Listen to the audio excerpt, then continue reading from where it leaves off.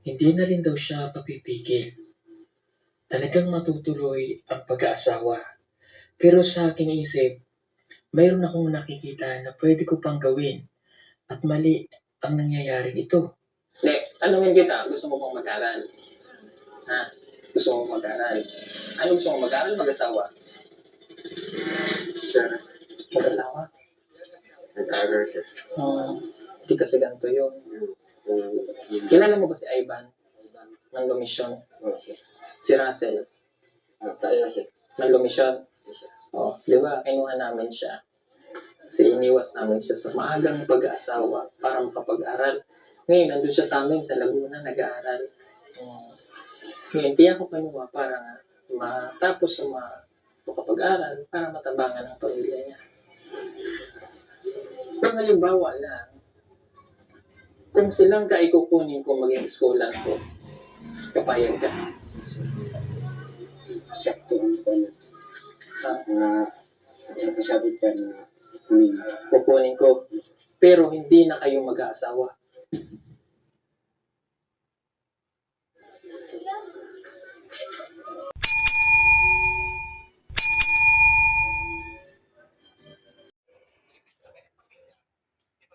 So ayan mga viewers ko, kumusta po kayo? Nandito na naman po ako.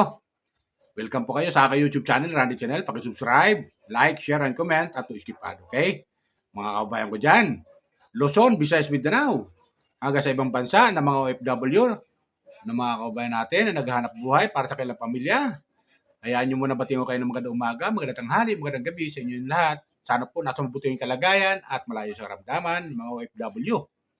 Nagtrabaho para sa kanilang pamilya, diyan sa ibang bansa, mayroon lang silang may padala sa kanilang pamilya. Ingat-ingat kayo lagi dyan, lalo dyan sa may bandang Middle East. Okay?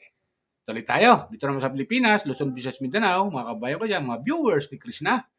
Mga Krispo pa natin dyan. Viewers ni Pugo Bihero at ang kanyang team. Shoutout sa inyo lahat. Okay? Welcome po kayo sa aking YouTube channel. Kung di pa nakapag-subscribe sa aking YouTube channel, Randy Channel, pag-subscribe, like, share, and comment at skip ad. Okay? Ito, meron magbibigay ako ng comment. Meron pa daw akong upload video ni Pugo Bihero na napakaganda. Pagkakaroon ka talaga ng aral.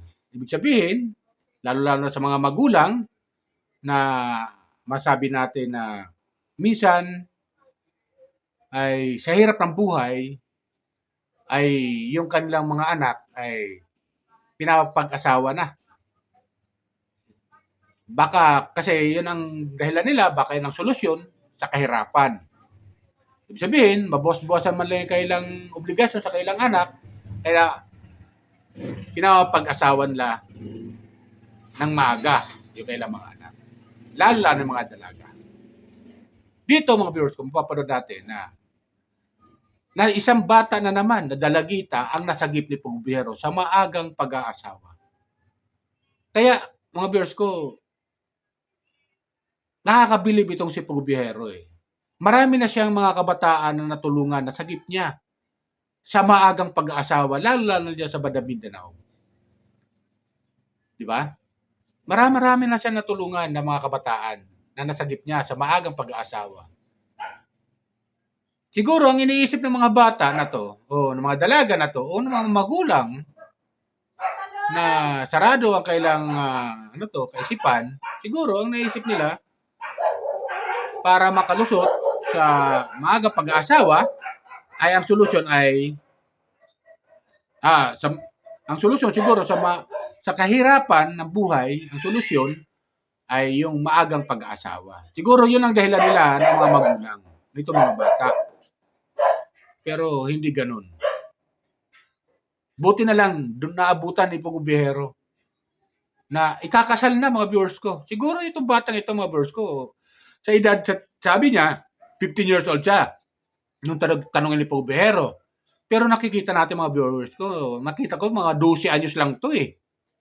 Mga 13, mga 12 at 13 anyos mga viewers ko. Bata pa eh. Makikita natin na sinusubo ng magulang sa maagang pag-aasawa na kung tutuusin, mali mga viewers ko. Di ba? Ibig sa papag-aralin yung bata para magkaroon ng edukasyon, ay ito, pag may nanligaw na binata, ayun, ibinubuya na yung kailang anak sa maagang pag-aasawa. Ito mga viewers ko, kumuha ko ng video clip, siguro man, di ba galit si Pugbero. Shoutout si Pugbero at sa yung team ha. Ingat kayo dyan sa pag-mission nyo dyan sa Davao. Ito kumuha ko ng video clip. Dahil sila naman to, para lang magkaroon ako ng motivation. Ito kumuha ko ng video clip, para mapanood ko lang, mapakita ko lang sa inyo na yung aking sinasabi na ginawa ni Pugbero ng pagsagip sa bata sa maagang pag-aasawa ay hindi tama ang ginawa ng mga magulang. Komenta kayo kung tama sasabi ko ha. Ito panoorin natin, kayo na humusga kung ano masabi niyo dito sa bata at sa mga magulang ng bata. Di ba? Huwag nating ibas yung magulang. Pero, ibig sabihin ko, huwag nating ibas, panoorin natin kung paano ang ginawa ni Pugbero sa pagsagip dito sa bata sa maagang pag-aasawa. Okay? Comment lang kayo ha. Subscribe lang kayo kung hindi pa kayo napag-subscribe. Ito, panoorin natin. Kayo na humusga.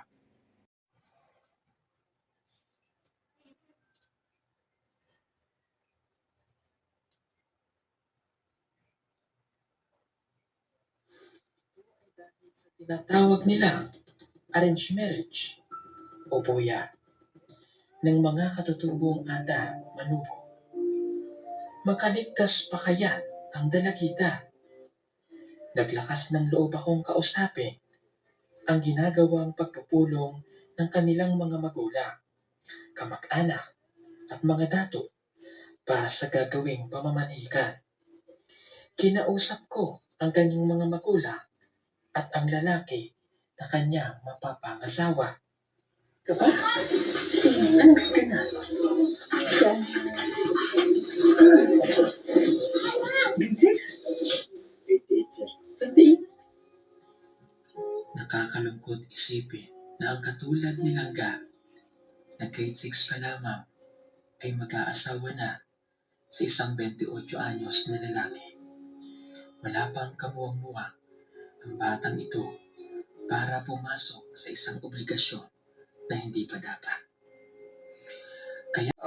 Bakit hindi na mapipigil? Para may pamilya, sir. Parang may pamilya. Ito nga tanongin ko, ikaw, dahil hindi ka na mapapigilan. Ha? Verso na na. Ha? Oo, umando siya.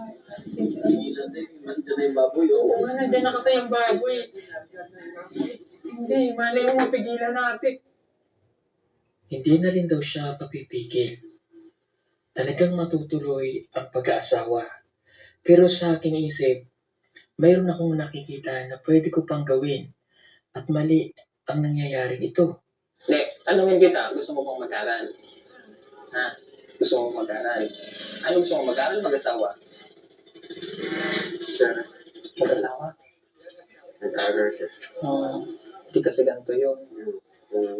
Kilala mo ba si Ivan? Ng Lumisyon? Oo, sir. Si Russell? Tayo, sir. Ng Lumisyon? Yes, sir. Oh, di ba? Kinuha namin siya. Kasi iniwas namin siya sa maagang pag-aasawa para makapag-aral. Ngayon, nandun siya sa amin sa Laguna, nag-aaral. Ngayon, kaya ko kinuha para nga matapos sa makapag-aral para matabangan ang pamilya niya. Kung halimbawa lang, kung silang ka ikukunin ko maging scholar ko, kapayag ka. Sakto ang pala. Ha? Sabi ka na Kukunin ko. Pero hindi na kayo mag-aasawa.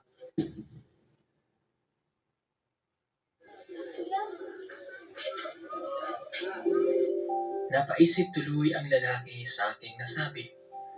Pero hindi ko inaakala na ito ang kanyang magiging sagot. Kung kasi, parang parang may sign din kaya kami nandito ngayon. Para masaksihan namin itong bata na hindi naman namin alam na may ganito dito. Hindi naman namin alam na kayo ikakasal. Na may ganyan. Baka isang sign ni God na baka mapipigil namin siya para hindi siya makapag-asawa at makuha ko siyang scholar pag-aaralin ko. Ngayon, ang problema, nandito na ang kanyang mga parente, may baboy na nagwawala, nandyan ang mga kamag-anak lahat, hindi na yata mapipigil. Kasi kung tanungin ko siya, gusto niya mag-aral. Ang problema dito, masasaktan to. Mahal mo siya, no? Masakit pag tinanong ko, pag-aaralin ko eh. Kasi hindi na matutuloy ang pag-aasawa. Ang sama ko naman kung mangingil. Kung ano kada katawag pa man. Sa tawag na kung ano sugot ko. Okay. Si Astro ko. Sige po. Sa among tribo man po siya. Sa among tribo.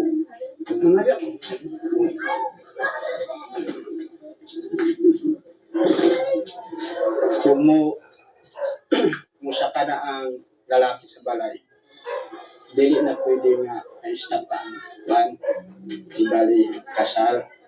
Pero karon bilang usa ka dato leader po, ako isa to ka chairman sa among sityo. Tambong ko diri sa ilahang kasal. Tapos ang istorya ko ni kaning mga sawahay diri na may magulang ani. Kadto na lang akong hatag kay uyuan man ako ni. Para kani mapa-eskwela na may Nagulat ako sa mga sumunod na mga desisyon. Dahil ang pamamalay ay nakarating na dito sa tahanan ng babae, pwede naman daw na hindi matuloy ang kasal kay Laika at Jerome. Subalit, mayroon itong kapalit. At ang kapalit na yun ay ito. Ang ate ng babae ang ipapalit na magiging asawa ni Jerome. Ang galing ano. Alam mo, ipapalit. oh, Ganun pala yun. itong gari. So, may kapalit. Ganun. Oo. Asan po yung babae? Asan? Tawagi. Tawagi. Kung papayag siya. Ala. Diyos ko po, Ruby. Harap ko, pandulong sa diyan. Sa Okay. diba? Okay lang. Okay lang sa'yo? Okay lang? Buti pa si Jerome nakakaintindi, ano? Ala, hindi mo na siya magiging asawa, ha? Okay lang sa'yo, yung kapatid mo na. Sa desisyong ito, ang ate na nilangga ang magiging asawa ni Jerome. Kahit na, ngayon lamang din sila magkakakilala. Kanya sila, wala nang yun kasunduan nagkauban na. Ang nagkausap siya, ito lang. Yung papa ng lalaki at saka papa ng babae, silang nang nagkausap. Nagkausap. Opo. Ito lang. Nasa rano ka, For the first time, ano? Hindi tayo makakasaksi ng may ganito. nasa rano uli. Pwede pala yun. Nagulat talaga ako sa kanilang mga naging desisyon na pwede palang mangyari ang mga bagay na yun na pagpalitin.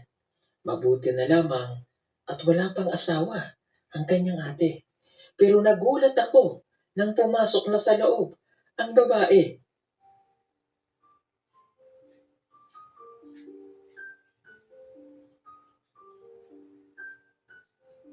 Ang ate?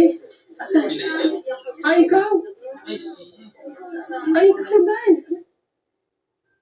Siya si Quindy, ang babaeng natulungan din namin. Doon sa isang bahay na napakaraming magkakapatid at mga batang bagong silang pa lamang. Mayroon na siyang anak. Pwede pa pala yun? James! Ganun pala. Pwede pala yan? Sa tribo namin, ganun talaga. So, Alam mo kasi wala na dito. So, ayun, di ba, mga viewers ko? Napanood natin. Di ba? Bata pa.